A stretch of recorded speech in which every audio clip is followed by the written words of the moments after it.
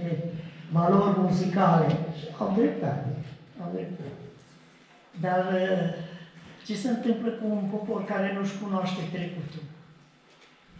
Noi suntem poporul lui Dumnezeu, Dumnezeu cheamă poporul său la bucurie, la cântare. Uitați-vă numai în psalm, mereu, mereu, cântați cu veselie, cântați cu voce tare, cântați cu instrumente. Mereu poporul e îndemnat la cântare. Eu vă vorbesc acum de ani de mult. De anii 50, 55, 56, nici nu puteți socoti asta. Erau o serie de buni cântăreți aici la Chinari. Avea familia Pintea, 3 fete, eu mi-amintesc bine. Stăteau una lângă alta în cor, niște glasuri sigure, apoi familia Moldovan, iarăși, erau și le plăcea să cânte. Era o problemă cine cântă în cor. Toată lumea vroia să cânte. Acum de multe ori mă mir că când venim, eu așa am obișnuit, vin mai devreme și vin coriștii și se bucură că nu-i nimeni aici, repede să pună în rânduri. Ce i-ar plăcea la conducătorii de cor ca când vin ei să fie corul plin și să dea doar tonul. Suntem chemați să cântăm. Cum a fost? Cum s-a ocupat? Cum s-a făcut? Nu era, îmi amintesc, nu era încă instrument, nu era harmoniu, era atunci, nu era. Până la urmă, nu mă amintesc exact, s-a cumpărat un harmoniu mic, cam cât ăsta, cam cât e pupitrul ăsta, cam atâta era. Ei bine, dar nu cunoșteam notele. Cine poate acum și copiii cunosc notele? Și probabil că se amintește și relul era un învățător la maghiar, la unguri, era un învățător, Sever îl chema, nu? Sever îl chema. Relul, tu ți amintești? Ei, da. Era, atunci, știți cum era la început? Era și cantor la biserică. Așa era. El cunoștea. Fratele Moldovan, Nițucu Moldovan și Cormoș s-au dus la el și i-au plătit să-i învețe notele. Că nu, era harmoniu, dar aveau auz, cred că perfect era, mai ales Moldovan, Nițucu era. Și i-au plătit la Săverfi și el i-a învățat notele. Și de acolo au pornit să cânte pe voci, dar problema e că doreau să cânte.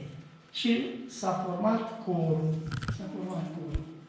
Era apoi Moldovan Alexandru, Șandor, era și nici nu mă mir că de acolo vin niște muzicieni, zic eu, acolo s-au combinat, vin și coate și ea să pricepe bine și soțul ei, relul, dar și socrul ei cântau. Erau siguri, erau niște glasuri sigure. Lângă ei putea să cânte și ăia care nu aveau, fiindcă îi ducea.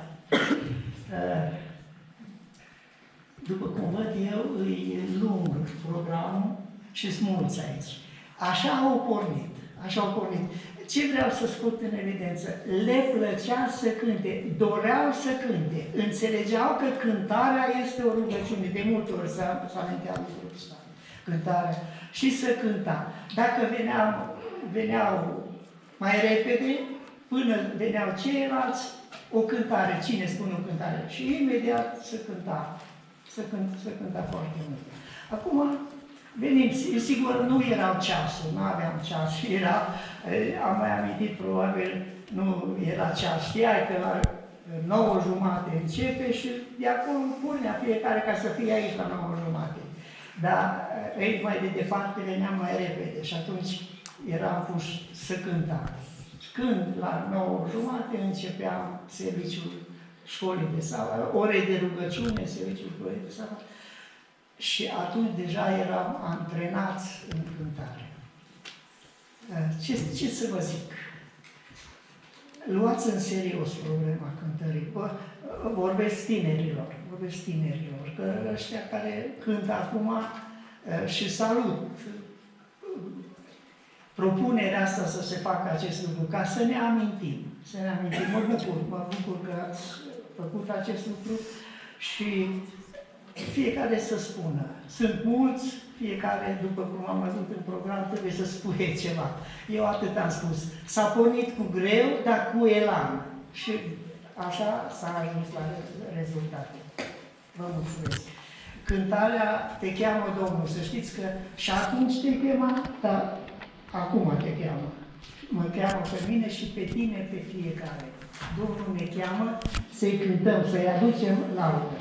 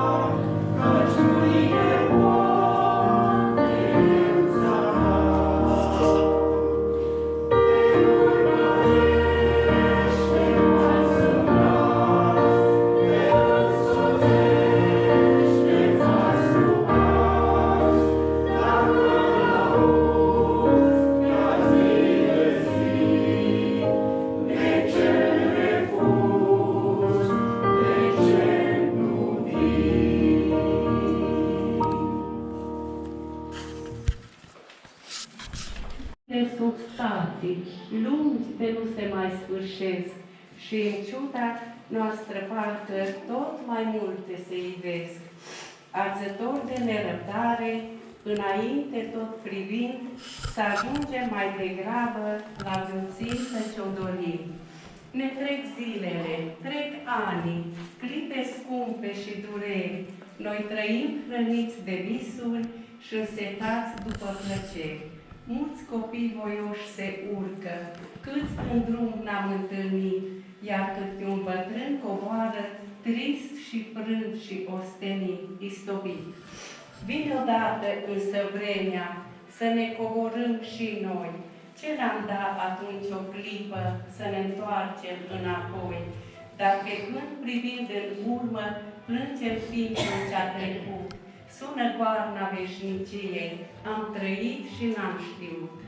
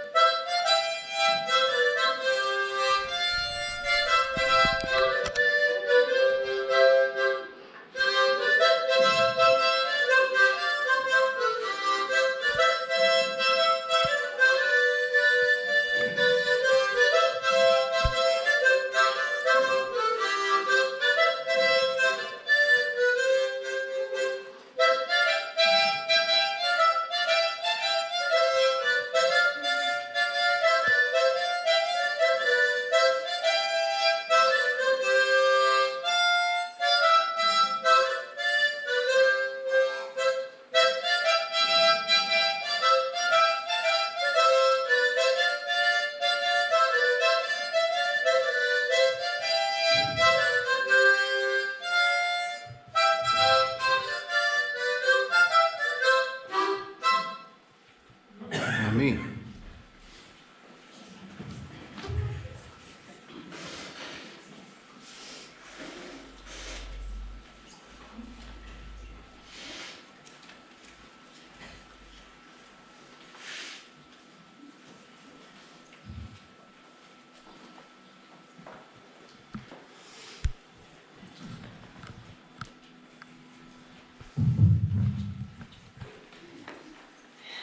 Să știți că am emoții și aș vrea doar câteva gânduri să amintesc. Am trăit aici în biserică multe replică frumoase, multă muzică, amintiri cu cei care au trecut, cu generația voastră. Și pentru toate nu avem decât cuvinte de laudă la adresa lui Dumnezeu. Și îi mulțumim pentru că avem multe cădințe. Eu am multe texte preferate, printre care două sunt din Ieremia, 29 cu 11 oameni. Căci eu știu ce gânduri am cu privire la voi, gânduri de pace și nu de nenorocire. Să vă dau un viitor și o nădejde. Și al doilea tot din Ieremia 31:3. Domnul mi se arată de departe, te iubesc cu o iubire veșnică, de aceea îți păstrez bunătatea mea. Și cred că cele ține lângă Domnul sunt păgădințele Lui, mari și minunate, pe care să le transmitem și celor care vin după noi, ca să putem să fim cu toți odată în împărăția sa. Pentru toate laudăm și mulțumim. Amin.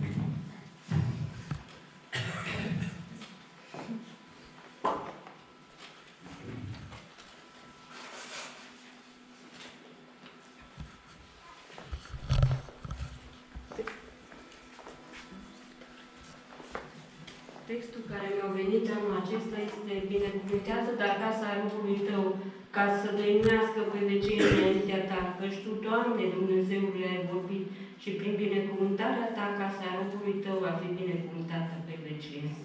Amin. Amin.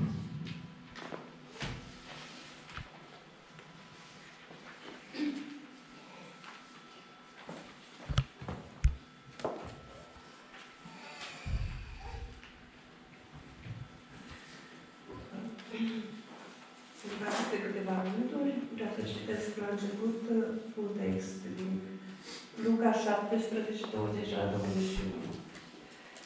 Fariseii au întrebat pe Iisus, când va veni împărăția lui Dumnezeu? Drept răspuns, el i-a zis, împărăția lui Dumnezeu nu vine așa ca să izbească privirile. Nu se va zice, uite aici sau uite acolo, căci iată împărăția lui Dumnezeu este în înăuntrul vostru. În concordanță cu acest text, am notat câteva idei. Viața pe care o avem e așa cum am ales să o trăim. Gândurile noastre, deciziile noastre mi-au definit viața de până acum. Totul trece, indiferent că este bine sau rău. Învață să te bucuri de tot ce ai bun până acum. Profită la maxim de tot ceea ce îți oferă viața. De prea puține ori mai reușim să ne oprim din cursul rapid al vieții pentru a observa unde suntem și ce avem în acest moment. Privind doar în viitor la fericirea pe care o vom avea într-o zi, ne va face să fim nefericiți acum. Ziua de mâine și planurile făcute sunt nesigure. Așadar, fii fericit astăzi. O altă idee. Învață de la fiecare om pe care îl întâlnești. De la unii putem învăța lucruri bune. De la alții putem învăța ceea ce să nu fim. Toți greșim și poate regretăm unele lucruri din trecutul nostru. Voi cei tineri. Acum mă refer la copiii mei. Învățați să nu repetați greșelile noastre. Le-am făcut de multe ori. Din inconștiență sau conștient. Dacă le evitați, veți fi scutiți de multă amărăciune și regrete. Tratează-i pe ceilalți cum ai vrea să fii tu tratat. Analizează ceea ce tu îți dorești să primești și oferă celorlalți cu aceeași dragoste cu care îți dorești să fii tratat. Indiferent că ceilalți sunt apropiați, prieteni, colegi, necunoscuți. Comportă-te la fel cum ai vrea să se comporte cu tine. Chiar dacă nu vei primi bunătate acolo unde tu ai oferit-o. O vei primi înzecit, poate în momente în care chiar ai nevoie de asta.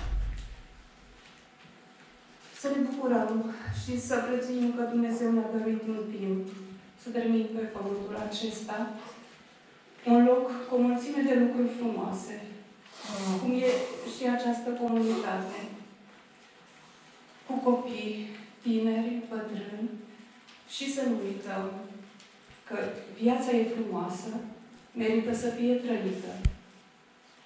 Împărăția lui Dumnezeu trebuie să fie în noi și între noi. Amin. Amin.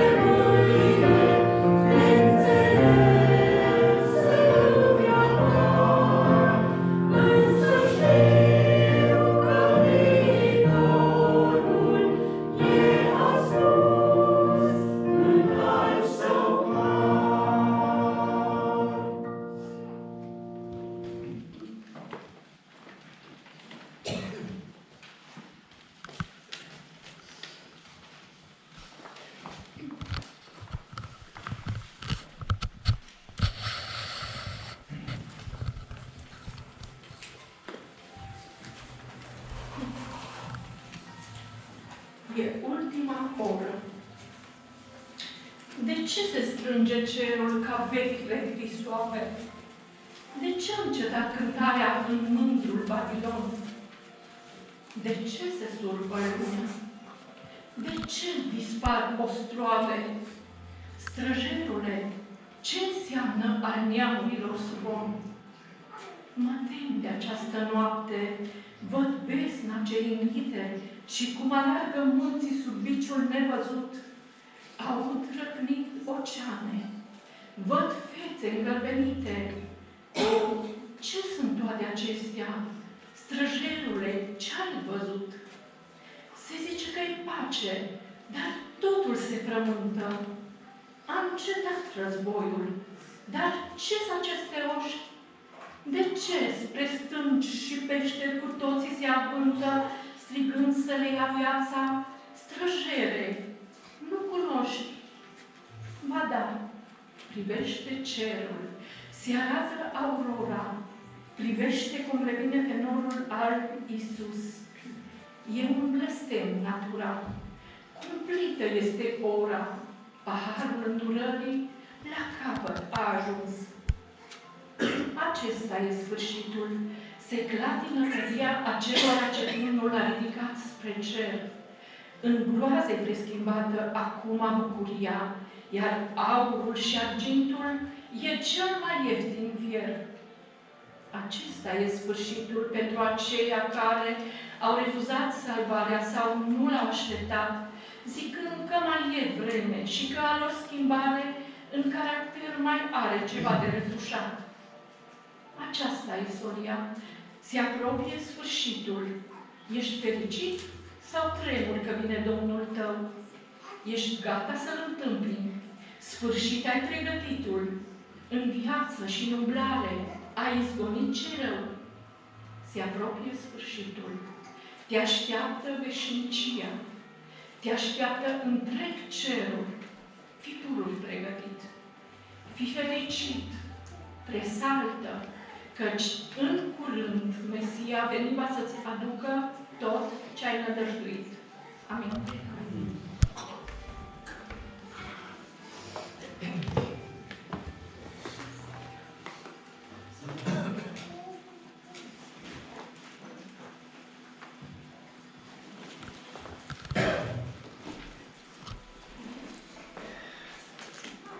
Mă bucur pentru cei toți care sunteți aici. Mă bucur în special pentru aceste seniorite și seniori. Senioarele la feminin, dar eu am zis că voi sunteți încă domnișoare. Seniorite. Au trecut mulți ani de când am pășit în această adunare. De mic copil, într-adevăr, mama mă prindea de mână și mă aducea uneori cu forța. Apoi a venit timpul când am venit de bunăvoie și nesilit de nimeni. Au trecut o mulțime de ani de atunci. Câți ani, Ioana? Te întreb așa, ca pe vremuri, finalii 80, venea un predicator din București, fratele Graur, dacă așa amintește cineva, o punea pe nevastă sa pe primul scaun aici și când nu-și amintea ceva, o întreba. Și așa te întreb și eu pe tine. Câți ani au trecut? 45 de ani.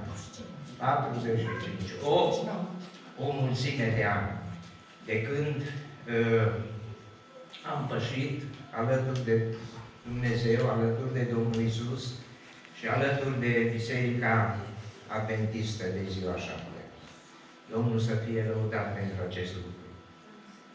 Acum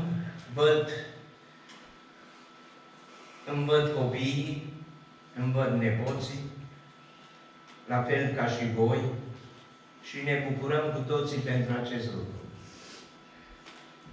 Suntem fericiți că în curând Domnul Iisus va veni și chiar dacă vom fi în valea umbrei morții, El ne va găsi oriunde suntem și ne va lua la El.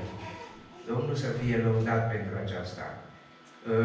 Aș putea să vă spun multe lucruri, dar timpul trece și poate că v-aș plictisi cu vorbirea. Dar a fost un an decisiv, anul 1979, în toamnă, când ne-am botezat eu și soția. Și cu ajutorul fraților care erau atunci alături și în conducerea comunității, în special fratele Micoț Ioan, care a fost un sprijin alături de noi, cu familia sa, cu mama sa, care era mătușă, și cu Vera și toți ceilalți.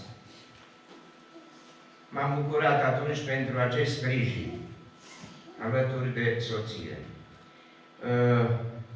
Vreau să vă amintesc că au fost ani de mari încercări, pentru că diavolul a dat târcole în jurul nostru și a răcnit ca un leu, așa cum spune Petru, și a încercat să ne doboare, să ne depărteze, dar, slavă Domnului, nu a reușit. Acum vreau ca să recit o poezie, bineînțeles că nu o știu pe de rost, trebuie să o citesc, în Carodica. Ea e mai tânără și încă îi ageră la minte. Eu dedic la fratele meu Micoț și vouă, la toți, ca să ne amintească că totul e trecător, totul trece ca un vis. Și versurile acestea spun următoarele. Ce repede trec anii și scurt e firul vieții. Abia ne bucurăm de zorii dimineții. Și vine înserarea și noaptea se așterne. Și încă o zi se duce și timpul ni se cerne. Ce repede trec anii.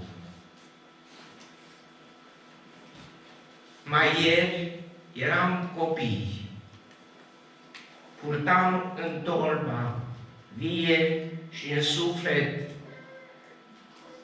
bucurii. Apoi, la tinerețe, am întâlnit iubirea. Și am învățat pe fugă ce înseamnă fericirea. Ce repede trec ani. Azi părul înspicat și trupul care odată zburda i-a plecat. Durerea îl încomboaie, puterile îl lasă și parcă ar vrea să spună să ajung curând acasă. Da, va veni o vreme când tu și eu și ea ne vom sfârși alergarea. Cu toții vom pleca. Să fim lumini în lume, în zorii dimineții. Ce repede trec ani și scurt e firul vieții. E adevăr? E adevăr. Au trecut ca, așa cum scrie Biblia, ca un an. vă spun încă o dată să aveți bucurie, pace în suflet și, așa cum învățam la lecțiune, să vă iubiți unii pe alții după porunca Domnului. Amin. Amin. Îmi pare rău, dar mi se cam scutură capul. Asta e.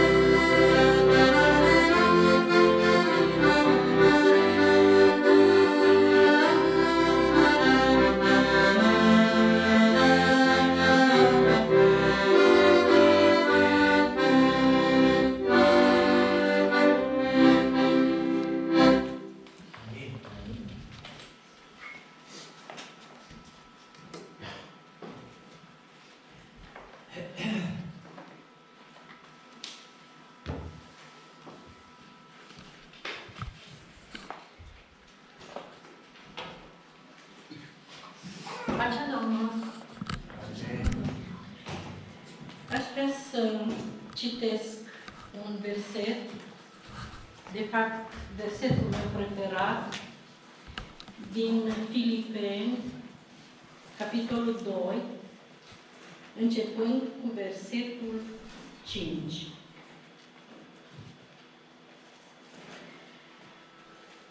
Să aveți în voi gândul acesta care era și în Hristos Iisus.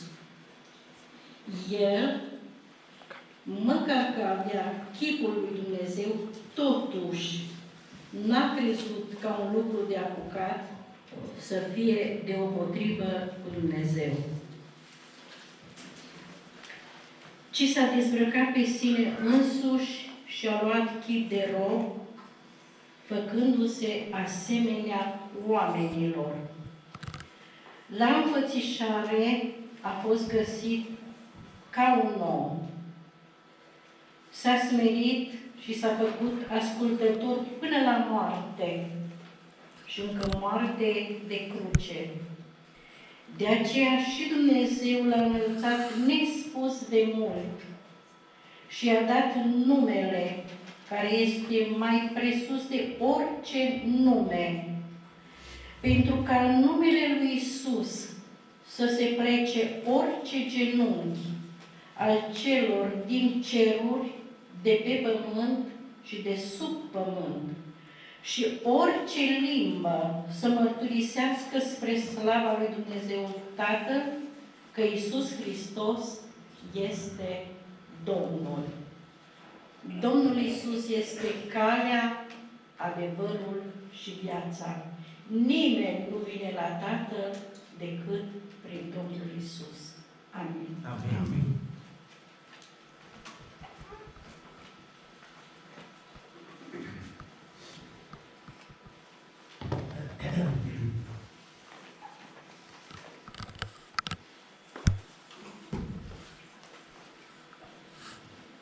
În continuare, haideți să lăudăm împreună cu toții pe Dumnezeu, punem frumos imnul 343.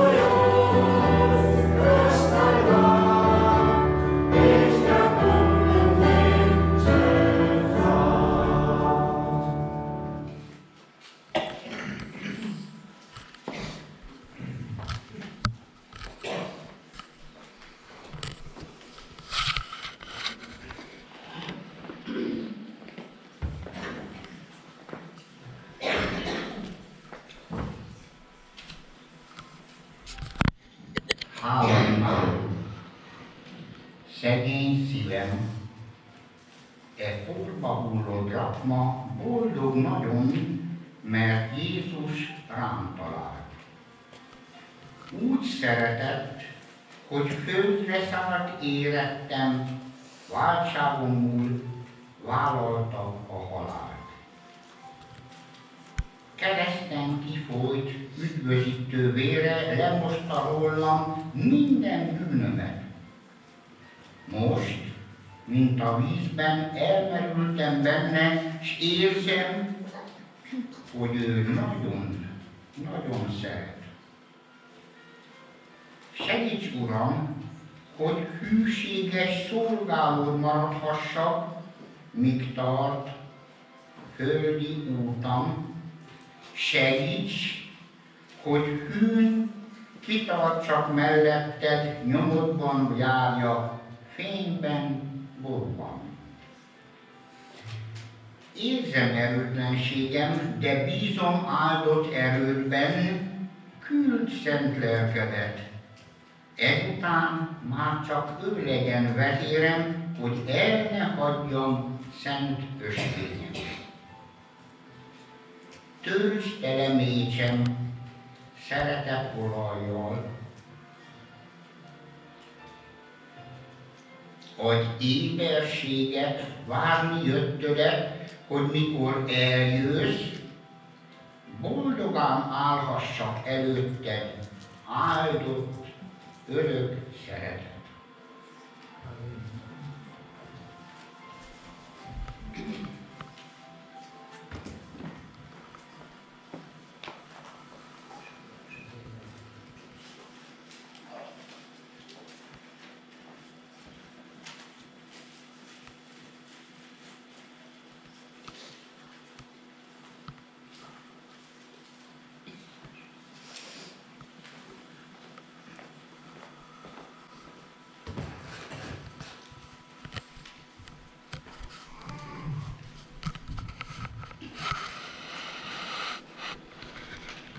Cred că la acest program s-a făcut o mare greșeală.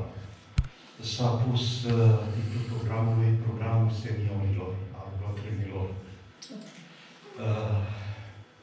Noi nu suntem seniori, nu suntem bătrâni. Recunosc, suntem tineri, dar într-o altă fază a tinereții, o altă etapă. O etapă în care începe ca deodorantul principal să miroase a diclofenat. Dar suntem tineri. Cred că sunteți de acord cu mine. Da. Dacă mă uit aici la bărbați, cred că ei au ani cei mai mulți, încă plini de energie, activi. Nu știu cu la cine poate să țină pasul la mers. Avem aici surorile care încă sunt pline de energie, care își asumă responsabilități și sacrificii. Și așa că eu consider că suntem tineri, dar într-o altă fază a tinereții.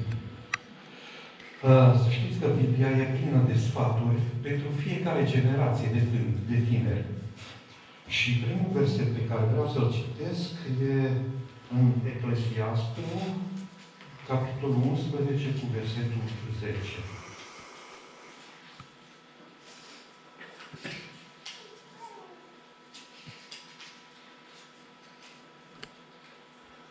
Bucură-te, tinere, în tinerețea ta, și fii cu inima veselă când ești tânăr. Umblă pe căile alese de inima ta și plăcute ochilor tăi. Dar să știi, pentru toate acestea te va chema Dumnezeu la judecată. Solomon, în înțelepciunea lui, știa că bucuria e ingredientul principal a unei vieți împlinite.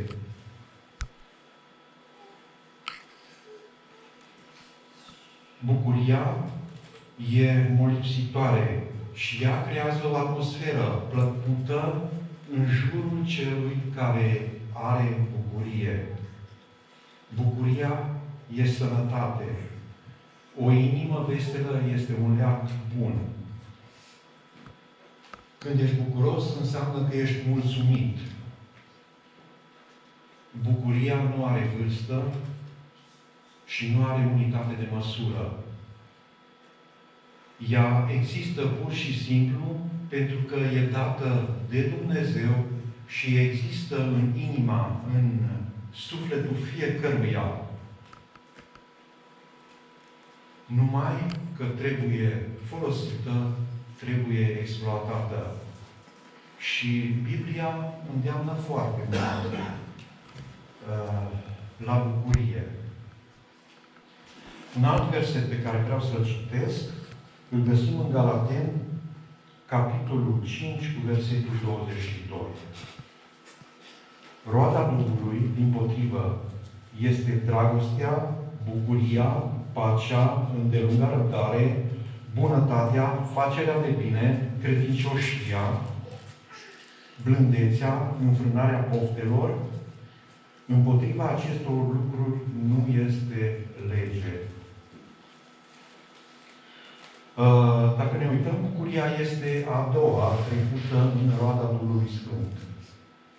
Și dacă privim mai profund la fiecare din roada Duhului Sfânt, observăm că bucuria face parte din fiecare.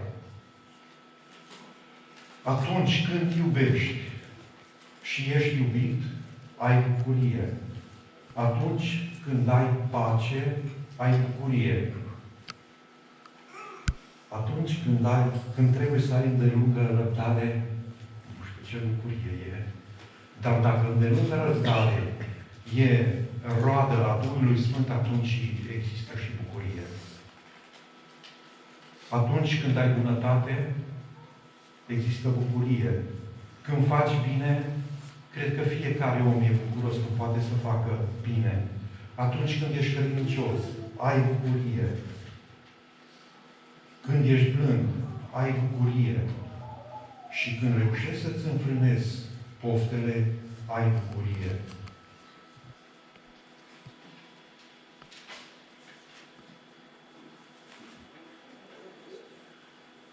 Bucuria e ceva minunat pentru cel care o are în suflet.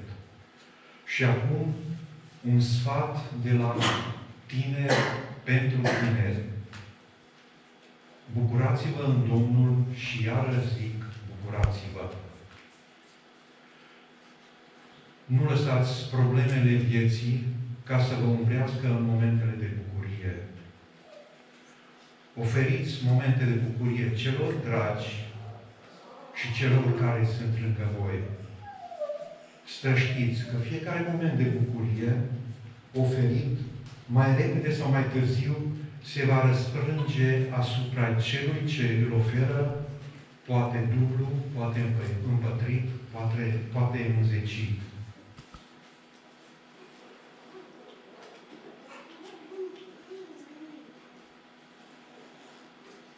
Indiferent în ce fază a tinereții sunteți, bucurați-vă și oferiți momente de bucurie celor din jurul vostru. Motive de bucurie avem, numai trebuie să le vedem. Doresc tuturor o viață plină de bucurie și peste vreo 10 ani, când vom mai face un astfel de program, să fim cu toții în aceeași formație, în aceeași stare, în aceeași condiție fizică, plus cei care vin din rândurile din spate și intră în generația tinerilor din faza a doua sau a treia. Vă doresc multă bucurie. Amin. Amin.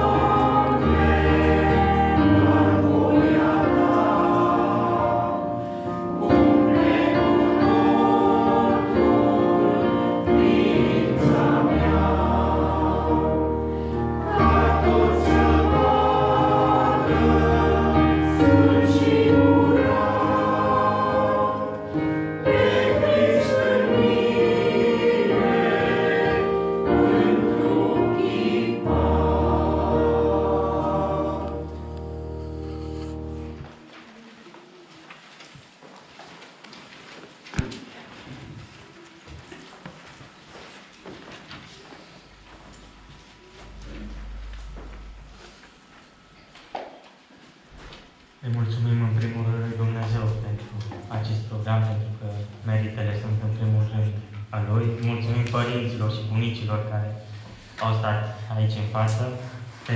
Le mulțumim pentru sfatul și pentru că sunt printre noi. Pentru a încheia acest frumos program, vă invit să întonăm o cântare frumoasă, numărul 563.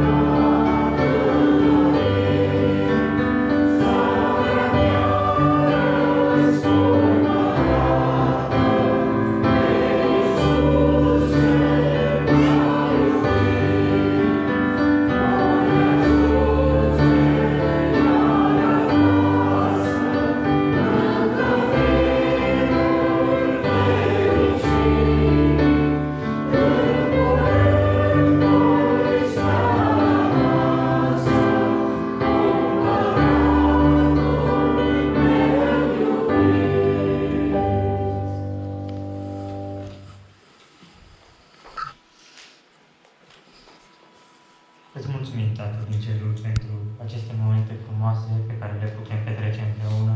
Îți mulțumim pentru că putem învăța, îți mulțumim pentru că Tu ne înveți zilnic și îți mulțumim pentru că Tu ne oferi această țară frumoasă în dar. Îți mulțumim pentru acest dar frumos a jertfei Tale.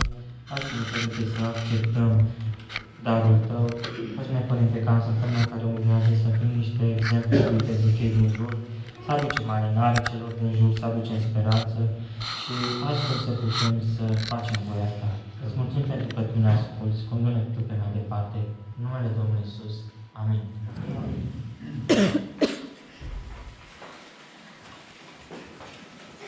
Serviciile noastre din acest sabat au luat sfârșit. Vă doresc o săptămână binecuvântată și să ne revedem cu bine în sabatul viitor. Amin.